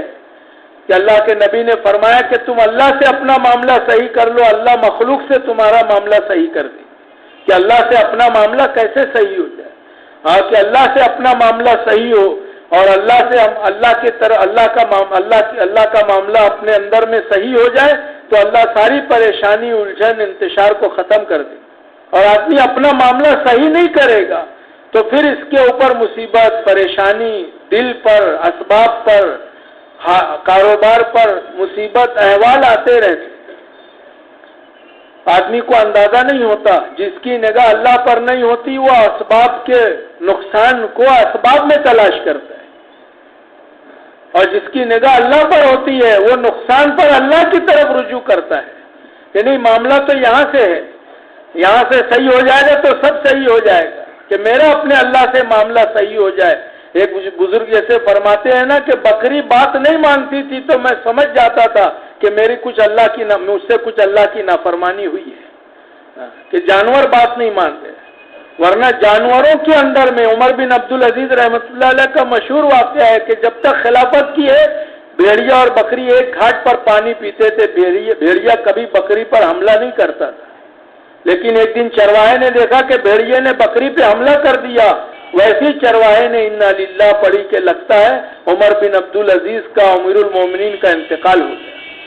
بعد میں خبر لگی کہ ہاں اسی وقت میں عمر بن عبدالعزیز کا انتقال ہوا تھا جب بھیڑیے نے بکری پر حملہ کر دیا۔ یہ اثرات ہیں دین کے محترم بزرگوں اور دوستوں۔ زندگیاں بن جائے گی، ہم سب کی زندگی میں دین آتا چلا جائے گا تو اسباب کا نقصان، پریشانی، الجھن، مسائل اللہ پاک اپنی قدرت سے ختم کر دیں گے، ورنہ ختم کرتے کرتے زندگیاں ختم ہو جائے گی، مسائل ختم نہیں ہوگی، پریشانی ختم نہیں ہوگی، الجھن ختم نہیں ہوگی۔ صحابہ کے اوپر بھی مسائل آئے، حالات آئے، لیکن اللہ کے نبی صلی اللہ علیہ وسلم آخرت کی طرف رخ موڑتے رہے۔ وہ تو اللہ کی طرف سے تربیت کا ایک نظام ہوتا تھا، ہم سب کو سمجھانے کے لیے ایک سبق ہے وہ، کہ قبا میں ایک مرتبہ بخار آ گیا، ایسا بخار جو کمر توڑ دے، اتنا شدید بخار،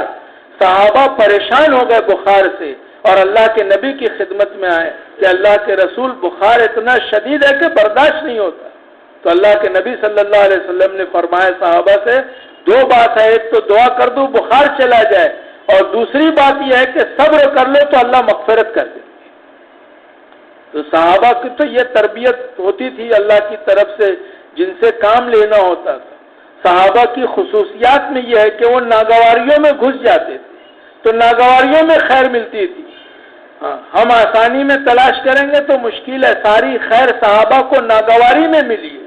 اور سب سے بڑی ناگواری ہجرت کی تھی، اور صحابہ فرماتے ہیں سب سے بڑی خیر ہم کو اسی ناگواری میں ملی ہے کہ اس ناگواری، ہجرت کی ناگواری کے بعد اللہ نے ساری دنیا کے لیے ہدایت کا دروازہ کھول دیا تھا۔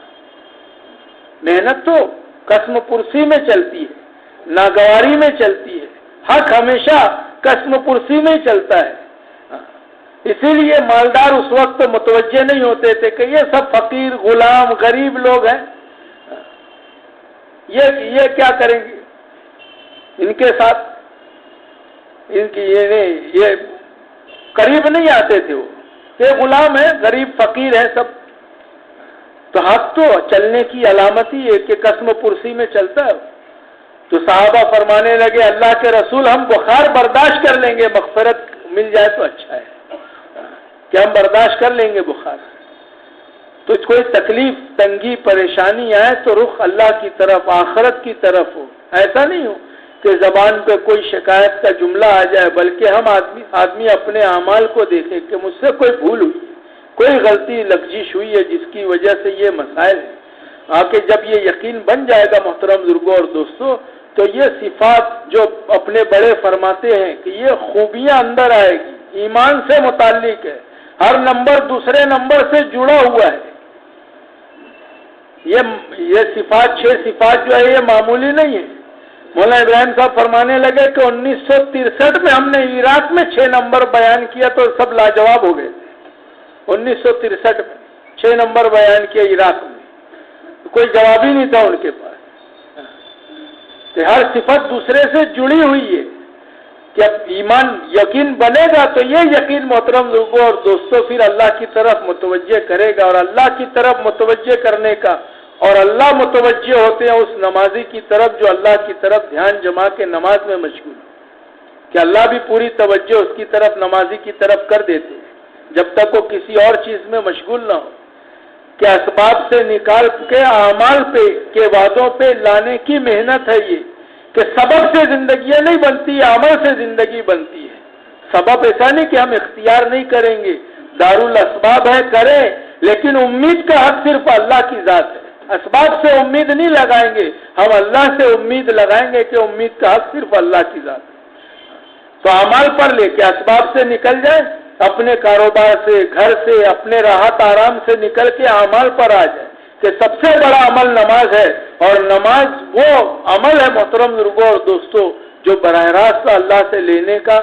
ذریعہ ہے، سبب ہے کہ ہم اپنی نماز کو اچھی بناتے چلے جائیں. اکثر مولانا ابراہیم صاحب کہتے تھے کہ ہم نماز میں انگلی اٹھانے میں بھی پابند ہیں.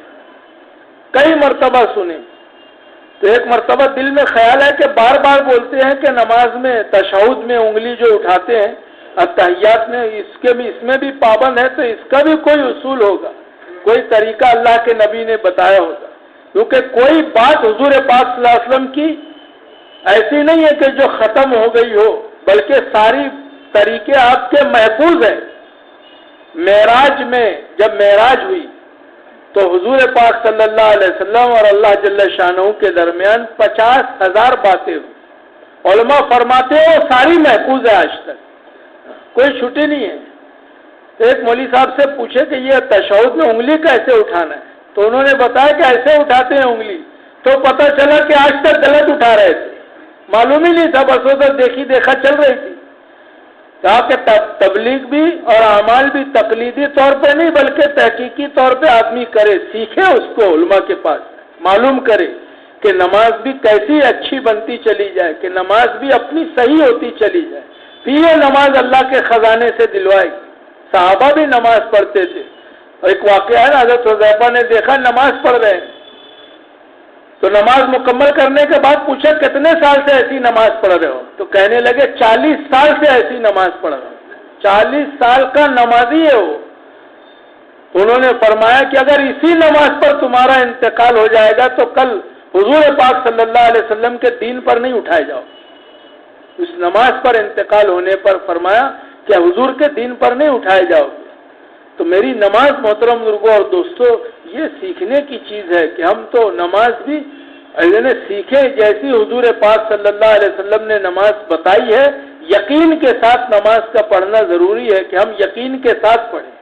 کلمے والا یقین اس میں بھی ہو کہ ہم اس یقین کے ساتھ پڑھیں یہ نماز اللہ کو پسند آ گئی تو اس نماز کے ذریعے بات اللہ پاک اپنی قدرت سے کام بنا دیں گے، دعا قبول کر لیں گے. صحابہ اپنی حاجتوں اور ضرورتوں کو فرض نماز تک مؤخر کرتے تھے. کیسا یقین ہوگا؟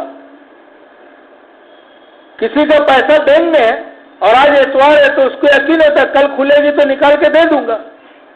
جتنا اپنے اندر اس چیز کا یقین ہے اس سے زیادہ یقین صحابہ کے اندر تھا کہ کوئی حاجت پیش آ گئی تو ابھی فرض نماز کا وقت ہوگا تو اللہ سے مانگ لیں. یہ ہوتا تھا ان کے اندر کہ ابھی دعا کا وقت، فرض نماز پڑھیں گے اور ہر فرض نماز کے بعد ایک دعا اللہ کے یہاں مقبول ہے کہ وہ اس یقین پر عمل کرتے تھے کہ ابھی کام بن جائے گا تو ابھی مانگ لیں گے، ابھی ہو جائے گا مسئلہ حل۔ کیا مسئلہ ہے؟ محترم بزرگوں اور دوستوں، نماز اچھی بن جائے تو یقین ضروری ہے اس میں، کہ یقین کے ساتھ نماز پڑھے کہ وہ اعمال ہیں، وہ اسباب ہے نماز، اور وہ طریقہ ہے ایمان کے بعد وہ افضل عمل ہے نماز، جس کی بنیاد پر جس کی وجہ سے اللہ پاک دعاؤں کو قبول کرتے ہیں، کام بناتے ہیں، زندگیاں بنتی ہے، برائیاں نکلتی ہے، خوبیاں آتی ہے، ساری چیز سارے اعضاء کا استعمال صحیح ہو جاتا ہے۔ اگر 10 منٹ نماز میں اعضاء کا استعمال صحیح نہیں ہوا تو باہر کی زندگی میں بھی صحیح نہیں ہو سکے گا، کہ 10 منٹ بھی اگر نگاہ پابند نہیں رہی تو باہر بھی پابند نہیں رہے گی، یہاں پابند ہو گئی تو اس کا اثر باہر کی زندگی پر پڑے گا، ورنہ باہر بھی متاثر رہے گا۔ تو اپنی زندگی نماز کی دعوت کے ساتھ، نماز قائم کرنے کے ساتھ، لوگوں کو نماز کی طرف بلانے کے ساتھ اس نماز کی دعوت ہم دیں گے جو حضور پاک صلی اللہ علیہ وسلم نے پڑھی ہے، جیسی صحابہ سے پڑھوائیے، اس نماز کی دعوت ہے۔ اور اس نماز کی دعوت فضائل سے مولانا ابراہیم صاحب فرمانے لگے، اس مرتبہ جوڑ میں فضائل کی بنیاد پر اٹھانا ہے امت کو، شوق دلانا ہے، رغبت دلانا ہے، فضائل سنائیں۔ یہ دیکھو وضو کریں گے تو یہ فضائل ہیں، اس کے سارے وضو کے فضائل منتخب میں لکھ دیے، گناہوں کا معاف ہونا ہے، پروانے کا ملنا ہے،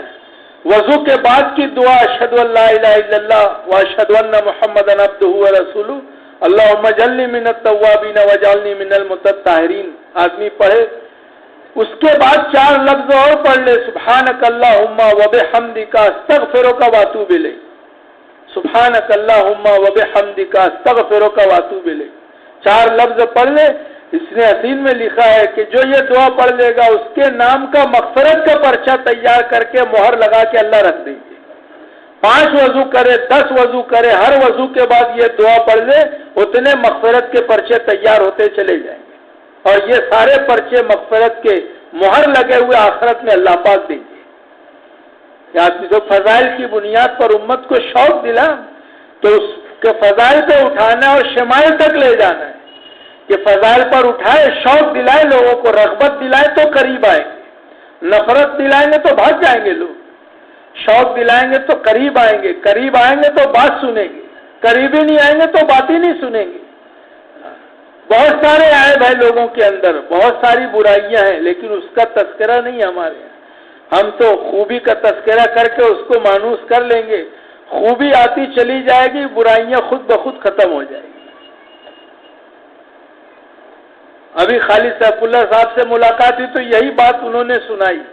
کہ مولانا انعام الحسن صاحب جب تھے تو کچھ لوگ آئے حضرت کے پاس کہ صرف معروف کی محنت کرتے ہو، نہیں انل منکر کے بارے میں کچھ کہتے ہی نہیں ہو تم لوگ، اتنی برائیاں ہو رہی ہیں اور اس کا کوئی تذکرہ ہی نہیں ہے۔ تو لمبی چوڑی بات تھی، اس میں حضرت کا ایک جملہ تھا کہ حضرت نے فرمایا کہ بھائی ہو تو رہا ہے کہ معروف زندہ ہوں گے جب تو منکرات ختم ہوتے چلے جائیں گے، معروف زندہ ہوں گے تو منکرات خود بخود ختم ہو جائیں گے۔ تو معروف کے زندہ کرنے کے لیے لوگوں کے اندر شوق اور رغبت پیدا کی جائے۔ لوگ نہیں جانتے ابھی، شراب پینے والے کو بھی سامنے اگر شراب کو برا کہو گے تو آپ سے دوبارہ نہیں ملے گا، حالانکہ نقصان کر رہا اپنا۔ جوا کھیلنے والے سے جوئے کے بارے میں اس کے خلاف بولو گے تو گناہ کرتے کرتے یہ وقت آتا ہے کہ آدمی کو اپنے نقصان سے محبت ہو جاتی ہے، اپنے نقصان سے آدمی محبت کرنے لگتا ہے، اس کے خلاف کوئی بات برداشت نہیں کرتا۔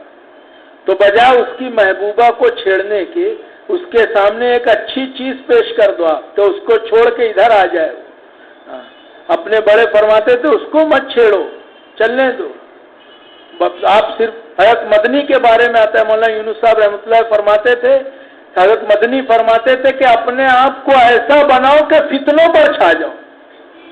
ان کو پتہ چلا کہ ان کے وقت ان کے گاؤں کے باہر کچھ نوجوان بیٹھ کے شراب پیتے ہیں، تو ایک مرتبہ حضرت مدنی تشریف لے گئے، وہاں گئے اور ان کے بات کرنے کے لیے تو دیکھا تو بوتل چھپا دی، تو کہا نہیں گھبراؤ مت، میں بھی تمہارے ساتھ بیٹھوں گا۔ تو حیرت ہوئی کہ مولانا بھی آج، سب گھبرا گئے، پھر مطمئن ہوئے، پھر بیٹھے حضرت مدنی اور بیٹھ کے بات شروع کی۔ تو حضرت مدنی کی بات ختم نہیں ہوئی تھی کہ ان کی شراب کی بوتل زمین میں انڈیل دی تھی ان لوگوں نے، اور توبہ کر کے کمال ہے دائی کا کہ مجلس کا رخ بدل دی۔ فتنے پہ چھا جائے، ہم متاثر نہ ہو. دائی کسی سے متاثر نہیں ہوتا، متاثر ہو گئے تو مدعو ہو جائیں گے. ہم تو لوگوں کے اوپر، یعنی ہم کسی چیز سے، جس اللہ کی دعوت لے کر ہم جا رہے ہیں اس سے بڑا کوئی نہیں ہے. یہ یقین ہوگا جب کہ سب سے بڑے اللہ کی بات لے کر جا رہا ہوں، اس سے بڑا کوئی نہیں ہے. اس لیے کسی سے آدمی متاثر نہیں ہوگا. جب موقع ملے گا آدمی اپنی بات رکھ دے گا، ہر حال میں، ہر جگہ، ہر موقع پہ ہر ایک کو کہ اپنی بات پیش کر دے. ہاں کہ اس لیے ہم اس کی کوشش کریں کہ انہیں اپنے ماحول کے اندر کلمہ نماز 100% کے اعتبار سے زندہ ہو. کوئی محلے کا بچہ ایسا باقی نہ بچے جو اپنی مسجد کے مکتب میں شریک نہ ہوتا، ورنہ یہاں نہیں سیکھ پائیں گے تو کہیں نہیں سیکھ پائیں گے، پھر زندگی گزر جائے گی. ہاں اس لیے اس کی محنت ہم سب کے ذمے ہے. ہمارا شب گزاری میں آنے اسی لیے ہے کہ ان تقاضوں کو لے کے ہم جائیں اور ان تقاضوں کو آئندہ ہفتے تک پورا کرنے کی کوشش کریں، تاکہ اس میں کچھ نہ کچھ ہر ہفتے ترقی ہوتی رہے. اور اسی کے ساتھ محترم بزرگوں اور دوستوں، اپنی زندگیوں کو بھی، اعمال کو بھی ہم سنوارتے جائیں. کوشش کریں کہ اپنے معاملات، اپنے اخلاق، اپنی معاشرت یہ خراب نہ ہو، متاثر نہ ہو، بلکہ اس میں سدھار آتا چلا جائے. ایک آدمی جن کا تبلیغ میں کبھی وقت نہیں لگا، کبھی نہیں، بلکہ دوسری تحریک سے متاثر تھے اور اس تحریک میں حصہ بھی لیتے رہتے تھے، لیکن حضرت جی کا ایک واقعہ انہوں نے پڑھا، اس کے بعد سے تبلیغ سے محبت ہوگی. اور ہمیشہ کہتے تھے کہ یار یہ مولانا انعام الحسن جو ہے یہ کتنے متقی آدمی ہے کہ ایک مرتبہ سفر پہ جا رہے تھے، اسٹیشن پہنچے تو گاڑی لیٹ تھی تو وضو کی ضرورت پیش آ گئی. تو دوسری گاڑی کھڑی تھی، لوگوں نے کہا کہ اس میں وضو کر لیں، گاڑی ہے اس میں تو ٹرین میں پانی ہوتا ہے. تو حضرت جی فرمانے لگے کہ نہیں، اس گاڑی میں ہم کو سفر تو نہیں کرنا. کہا نہیں، ہماری گاڑی تو ابھی آئے گی. تو کہا جو مسافر اس گاڑی میں سفر کریں گے یہ پانی ان کے لیے ہے، ہمارے لیے نہیں ہے پانی. تو یہ ایک واقعہ ان کو تبلیغ سے جوڑ گیا، ایک واقعہ صرف احتیاط کا، پرہیزگاری کا. ایسی مولانا یوسف صاحب کے بارے میں آتا ہے کہ نماز میں آتے تھے تو جیب میں کچھ پیسہ ہوتا تھا سب نکال کے رکھ دیتے تھے، اس وجہ سے کہ پتہ نہیں ان بتوں کی تصویر لے کے نماز پڑھوں گا تو نماز ہوگی کہ نہیں ہوگی. اتنی احتیاط کرتے تھے. تو اپنے اخلاق اور معاملات اور معاشرت، محترم بزرگوں اور دوستوں، یہ کوشش کریں ہم، اور یہ صحیح ہوگی. گھر کی تعلیم سے معاشرت کا بننا آسان ہے، آسانی کے ساتھ گھر کی معاشرت بنتی چلی جائے گی.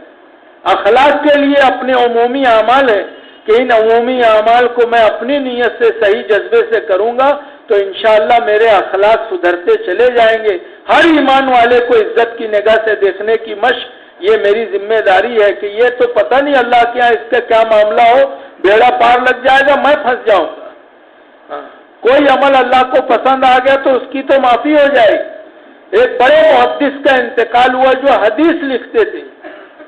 انتقال کے بعد لوگوں نے خواب میں دیکھا، کسی نے خواب میں دیکھا تو پوچھا کہ حضرت کیا معاملہ ہوا؟ کہا ساری حدیث تو کنارے پڑی رہ گئی، سارا علم ایک طرف، ساری دین کی خدمت ایک طرف. میں ایک مرتبہ حدیث لکھ رہا تھا تو میرے قلم پر ایک مکھی آ کے بیٹھ گئی تو میں نے قلم روک دیا کہ شاید اس کو پیاس لگی ہے. کہا اس پر اللہ نے مغفرت کر دی.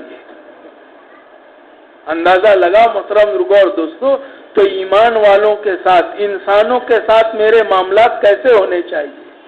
مکھی کے واقعے پہ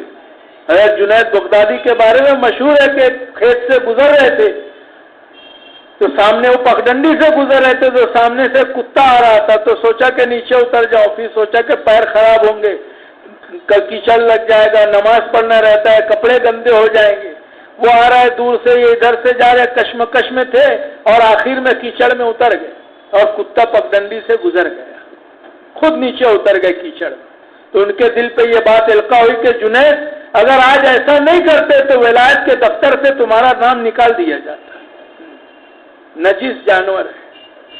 محترم بزرگوں اور دوستوں، ہم سب تو بہت پیچھے ہیں ابھی ہم اپنے اخلاق کے سنوارنے میں، تاکہ غیبت کرنے والے کی دعا اللہ کے یہاں قبول ہی نہیں ہوتی، مردود ہے اس کی دعا. غیبت کرنے والے کی دعا اللہ کے یہاں مردود ہے. ہاں کہ ہم تو اپنے اخلاق کو اچھے بنانے کی مشق، عمومی اعمال یہ سبب ہے، اپنی نیت سے عمومی اعمال ہم کریں گے، عمومی گشت ہے، عمومی تعلیم ہے، عمومی سیروزہ، عمومی وقت اپنا لگے گا یہ، اور الگ الگ لوگوں کے ساتھ جائیں گے تو اخلاق سنوریں گے، اخلاق بنیں گے، اور اخلاق کے راستے سے دین دنیا میں پھیلے گا، اخلاق کے ذریعے سے، معاملات کے صحیح کرنے سے، کہ اپنے معاملات بھی صحیح ہو، لین دین بھی اپنا صحیح ہو، ہم برداشت کر لیں گے نقصان، ہم جھیل لیں گے، ہم صبر کر لیں گے، صبر کا بدلہ تو بہت بڑا ہے، صبر پر اللہ کی طرف سے انعام ملے گا، لیکن کوشش کرے کہ صبر تقوی کے ساتھ ہو، پرہیزگاری کے ساتھ ہو، خالی صبر پر نہیں ملے گا بلکہ اس کے ساتھ پرہیزگاری ہو، احتیاط ہو، ہاں کہ ہم تو اس کو برداشت کر لیں گے، تو لوگوں کو ہم خیرخواہی کے ساتھ، بھلائی کے ساتھ، تنگی نہ ہو اپنے دل میں، چھوٹا دل نہیں ہونا چاہیے، ہمارا دل تو قبرستان کی طرح کے سب دفن، ادھر سے سنے ادھر دفن ہو گیا، کسی کو بولے نہیں، لوگ تنگی کی وجہ سے لوگوں کو پھر وحشت ہوتی، مولانا صاحب فرماتے ہیں کوئی اداس سے چیز پھیکی پڑ جاتی ہے، بلکہ وسعت ہو دل میں، ہر ایک کے لیے دروازہ کھلا ہے، سب آ جائے، اور اپنے پاس تو سب ایسے ہی مال آتا ہے، دھوبی گھاٹ ہے، کپڑے گندے آتے کہ دھلا کپڑا کوئی لا کے دے گا، سب ایسے ہی آتے، لیکن ایسے ویسوں کو اللہ نے کیسا بنا دیا، ہم تو یعنی اپنے یہاں تو بلکہ ہم تو چاہتے ہی ہیں، مولانا الیاس صاحب رحمۃ اللہ علیہ فرماتے تھے کہ ہمارے ہاں تو ایسے ہی لوگوں کو بھیج دو، چور، ڈاکو، چکے، شرابی، جواری، سب ہم ان پر محنت کریں گے، اور جو اللہ سے غفلت میں زندگی گزار رہا ہے، حضرت عمر رضی اللہ عنہ کا قول ہے کہ جس نے جہالت میں دن گزارے وہ اسلام کی زیادہ قدر کرتا ہے، ایسے وقت گزارنے والا آدمی جب آئے گا تو اس کی زندگی میں جو انقلاب آئے گا، ہزاروں کی زندگی میں انقلاب کے لانے کا وہ سبب بن جائے گا، ہزاروں کی زندگیوں کا بدلنے کا ذریعہ اللہ اس کو بنائیں گے، تو ہم اس کے ساتھ اپنی یہ مشق ہے، اپنی ہر ایمان والے کو عزت کی نگاہ سے دیکھنے کی مشق ہے، ہر ایمان والا قیمتی ہے، پتہ نہیں اس کے کس عمل پر اللہ مغفرت کر دے اور اپنی گاڑی اٹک جائے، اس لیے ہم اس کی کوشش کریں، ورنہ اپنا چلہ اور یہ سب کام نہیں آئے گا۔ شہید کے بارے میں، ایک آدمی شہید ہوا، جنازہ گھر لایا گیا، ماں رو بھی رہی ہے، افسوس بھی کر رہی ہے، بچے کو خوشخبری سنا رہی ہے کہ مغفرت کی اور شہادت کی خوشخبری ہے، اللہ کے نبی صلی اللہ علیہ وسلم آئے گھر پر تسلی دینے، اور اس کی ماں سے کہنے لگے تو کیسے کہتی ہے کہ اس کی مغفرت ہو گئی، یہ شہید ہے، ہو سکتا ہے اس نے کبھی اللہ کے راستے میں کوئی لایانی بات کی ہو، اس کی وجہ سے گرفت ہو جائے۔ بلکہ مولانا الیاس صاحب رحمۃ اللہ علیہ کے ملفوظات میں لکھا ہے کہ اللہ کے راستے میں لایانی بات 40 دن کی عبادت کا حسن چلا جاتا ہے، لیکن ہم سب محترم بزرگوں اور دوستوں کمزور بھی ہے، نبھا لیں گے، اللہ پاک معاف کر دیں گے، لیکن حسن ظن ہو لوگوں سے بھی، اللہ سے بھی، اچھا گمان ہو ہر ایک کے ساتھ، اور ہمدردی کا جذبہ ہو، خیرخواہی کے جذبے کے، بھلائی کے جذبے کے ساتھ ایک ایک کی خوشامد کر کے اس طرف متوجہ کرے کہ ہم اپنے اللہ سے ہیں، کس اللہ سے ہم غافل ہیں، اس اللہ سے ہم غافل ہیں جو اللہ ہم سے ایک لمحے کے لیے غافل نہیں ہے، ایک لمحے کے لیے اللہ ہم کو چھوڑ دے تو ہم برباد ہو جائیں، تو اس اللہ سے ہم غفلت میں ہے جو اللہ ہم سے ایک لمحے کے لیے غافل نہیں ہے، اس اللہ کی طرف لوگوں کو متوجہ کرنا اور بلانا ہے کہ ایک ایک آدمی آ جائے یہاں پر اور مسجد کے ماحول میں آ جائے، کہ مسجد کے ماحول میں آنے کے بعد جو بات اثر کرے گی باہر کے ماحول میں نہیں کرے گی، اس لیے پہلی دعوت اور پہلی کوشش یہ ہے کہ اس کی خوشامد کر کے اس کو اللہ کے گھر لایا جائے، گھر آنے والے کا اللہ پاک اکرام کرتے ہیں، وہ ان کے ذمہ ہے، وہ اکرام کریں گے، ہم خوشامد کریں، نہیں آتے تو اس کو وہاں بات کریں گے، آئندہ کے لیے اس کا وقت لے لیں گے، سارے اعمال ہم اللہ کو راضی کرنے کے لیے کریں گے کہ ہمارا اللہ ہم سے راضی ہو جائے، خوش ہو جائے، یہ جذبہ بھی اپنے اندر پیدا ہو جائے، بیوی خوش ہو جائے، ماں باپ خوش ہو جائے، بچے خوش ہو جائے، پڑوسی خوش ہو جائے، فلاں خوش ہو جائے، دوست خوش ہو جائے، لیکن کبھی یہ جذبہ بھی ہو کہ میرا اللہ خوش ہو جائے، جس اللہ نے سب دیا ہے وہ خوش ہو جائے، تو کیسے خوش ہو جائے؟ کہ بیمار کی عادت پہ خوش ہوگا، پریشان حال کی پریشانی کے تعاون پر خوش ہوگا، خیرخواہی اور بھلائی کے جذبے پر خوش ہوگا کہ ساری دنیا آج پریشان ہے تو سب سے بڑی خیرخواہی اور بھلائی ہے کہ اس کو ہم اللہ کی طرف متوجہ کر دیں، اللہ دین کی طرف متوجہ کریں۔ تو یہ بہت بڑی، تو ہمارا جذبہ یہی ہے کہ اللہ ہم سے خوش ہو جائے اور اللہ پاک ہم سے راضی ہو جائے۔ مولانا یوسف صاحب رحمۃ اللہ علیہ فرماتے تھے کہ ہم تو کوشش کرتے رہیں، اخلاص آتا رہے، یہ دھوکہ بھی نہ لگ جائے تو اخلاص ہے ہی نہیں، کیا کریں گے کر کے، سب تو ضائع ہو جائے گا۔ ہمارے ذمے کوشش ہے، نیت کا بنانا ہے، کوشش کرتے رہنا ہے، آہستہ آہستہ اللہ پاک اخلاص بھی پیدا کر دیں گے۔ اخلاص آ جائے گا محترم بزرگوں اور دوستوں تو اپنے سارے کام بن جائیں، اور اخلاص ہی نہیں آیا تو پھر تو کوئی کسی عمل اللہ کیا وہ عمل ہی قابل قبول نہیں ہے جو اخلاص کے ساتھ نہ ہو۔ اس لیے ہم سارے کام اعمال کو صحیح نیت کے ساتھ اور نیت بنا کر کریں۔ بعض مرتبہ ایسی عمل ہو جاتا ہے، کوئی نیت نہیں ہوتی ہے، کوئی جذبہ نہیں ہوتا، بس کر دیے نہیں، بلکہ اس میں نیت بنا لیں ہم کہ اس میں کیا نیت کرنی چاہیے، اس نیت کے بنانے کے اور صحیح جذبے کے ساتھ ہمارے اعمال ہو، اور ساری دنیا کے اندر محترم بزرگوں اور دوستوں اس بات کی کوشش ہو، فکر ہو کہ ساری امت اور پوری انسانیت جو پریشان ہے اس کا ایک حل ہے، ساری دنیا کے لیے ایک ہی حل ہے، اس کے علاوہ دنیا کے پاس کوئی حل نہیں ہے۔